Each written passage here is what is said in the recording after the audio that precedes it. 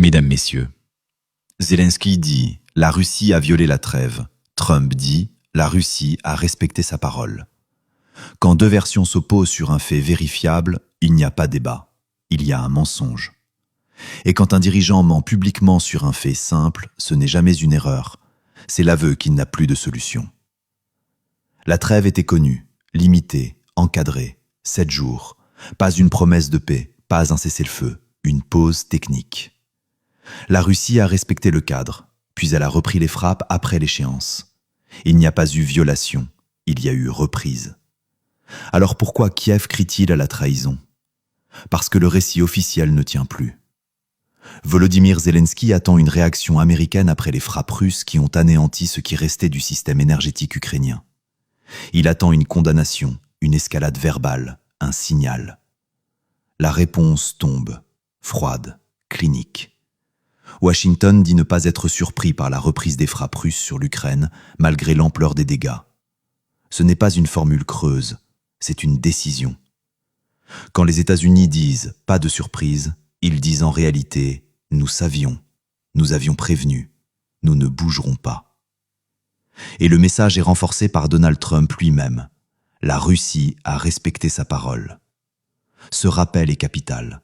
Il place Kiev face à sa propre contradiction. Si la Russie a respecté l'accord, alors l'accusation de Zelensky s'effondre, et avec elle, la demande d'intervention. Pourquoi cette rupture entre Kiev et Washington? Parce que le vrai blocage n'est pas militaire, il est politique. Il tient en un mot, le Donbass. Depuis des mois, les États-Unis exercent une pression discrète, pas publique, mais constante. Les garanties de sécurité que Kiev brandit ne sont jamais acquises. Elles sont conditionnelles. La condition centrale n'est jamais dite, toujours repoussée, toujours maquillée. Libérer le Donbass. Sans cela, aucune garantie réelle, aucun engagement durable, aucune couverture stratégique. Donner des garanties de sécurité à l'Ukraine sans régler le Donbass, c'est garantir une guerre perpétuelle, un risque maximal, un scénario ingérable. Washington le sait. Et Washington a tranché, non pas par une annonce, mais par le silence. Zelensky appelle, les États-Unis ne répondent pas. Ou plutôt, ils répondent autrement, par le cadre convenu, par le rappel de l'accord, par l'absence de surprise. Pendant ce temps, un autre silence s'impose, celui de l'Europe. Les frappes sur l'énergie sont les plus violentes de l'année. Des centrales thermiques ciblées, des quartiers entiers plongés dans le froid, des dégâts durables. Et pourtant, aucune réaction coordonnée, aucune condamnation forte, aucun discours d'urgence. Ce silence n'est pas une fatigue, c'est une lucidité tardive. Les capitales européennes commencent à comprendre que la destruction du système énergétique en Ukraine n'est plus réparable à court terme, et que la facture sera astronomique. Mais l'Europe n'a pas les moyens de financer la guerre et la reconstruction. Alors on se tait, parce que parler serait un engagement, et parce que l'engagement n'est plus tenable. Likez, partagez, abonnez-vous. Votre programme continue. Tout est désormais clair. La guerre ne se prolonge pas par accident, elle se prolonge par refus. Refus de céder le point central, refus d'assumer la sortie. Refus de dire la vérité à son peuple. Le cœur du blocage n'a jamais été Moscou. Il n'est plus Washington. Il est à Kiev. Le Donbass n'est pas un détail territorial. C'est la clé de voûte de toute issue. Depuis des mois, la position américaine est stable, discrète, inflexible. Pas de garantie de sécurité sans règlement du Donbass. Pas d'assurance sans réduction du risque. Pas d'engagement contraignant pour une guerre ouverte.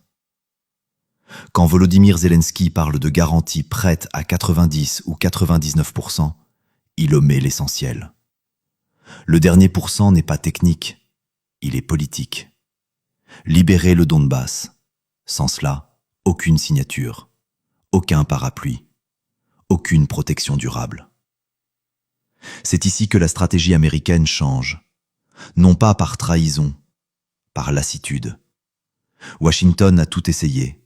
Pression, soutien, financement. Puis vient le moment du constat. Si la sortie est refusée, alors la suite est assumée par celui qui refuse. C'est pour cela qu'il n'y a plus de réaction. Parce que réagir, ce serait cautionner le blocage ukrainien et sa mauvaise foi. Le pas de surprise américain est un signal final, un message sans ambiguïté. La responsabilité a changé de camp. Donald Trump n'accuse pas Moscou. Il rappelle le cadre. Il valide l'accord. Il ferme la porte à l'escalade. Ce n'est pas une défense de la Russie. C'est un refus d'aller plus loin. Et pendant que Kiev crie, l'Europe se tait. Ce silence n'est pas moral, il est budgétaire. Les capitales européennes savent désormais que la reconstruction de l'Ukraine coûtera plus cher que le financement de la guerre. Des centaines de milliards, sur des décennies. L'Union européenne n'a ni l'argent, ni l'unité politique, ni l'acceptation populaire pour absorber un tel choc. C'est là que la promesse fondatrice s'effondre. L'adhésion de l'Ukraine à l'UE, ça n'a jamais été un projet réel. Elle n'a jamais été budgétée, jamais planifiée, jamais assumée.